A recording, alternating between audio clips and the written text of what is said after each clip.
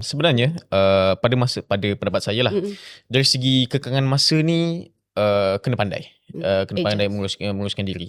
Kalau macam kita ada banyak benda, write down every single thing that we need to do. Kemudian kita boleh keep track of it. So macam kalau buat kalender, buat senang cerita, walaupun macam malas lah nak buat apa jadual apa semua kan, kena buat.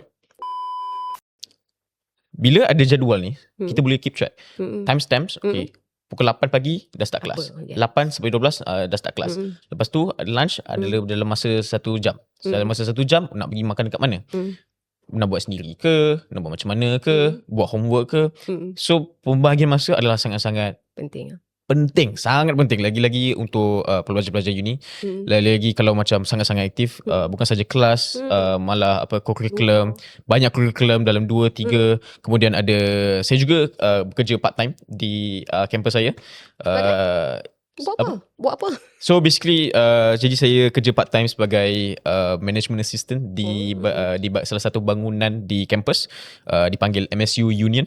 So MSU Union tu, kami di situ boleh dikatakan bangunan tu adalah bangunan multipurpose.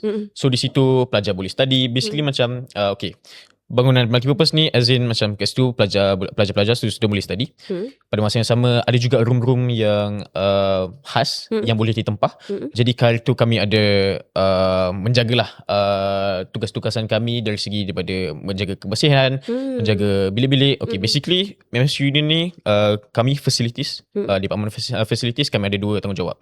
Iaitu menjaga kebersihan dan juga persekitaran di building itu. Kemudian kami akan menjaga ikut set-set. So set-set ni adalah bilik-bilik yang ditempah khas. So tak kisahlah student organisation, sama ada fakulti ingin membuat award ceremony dan juga sebagainya, kami uruskan benda tu. Jadi saya waktu tu, alhamdulillah saya dinaikkan pangkat menjadi management assistant. So management assistant tu basically saya adalah delegate. Saya adalah mid-level manager. Jadi orang atasan saya atau manager saya ada bagi macam buku, kami panggil BEO, Banquet Event Order. So Banquet Event Order ni ataupun BEO ni adalah set-set klien kami.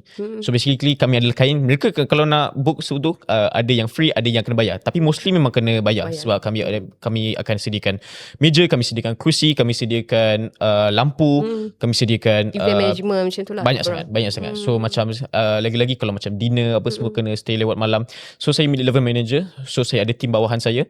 So saya menerima arahan daripada pihak atasan. Kemudian saya delegate tugasan-tugasan kepada orang-orang di bawah pimpinan saya. So di situ saya mendapat sangat-sangat banyak pengalaman.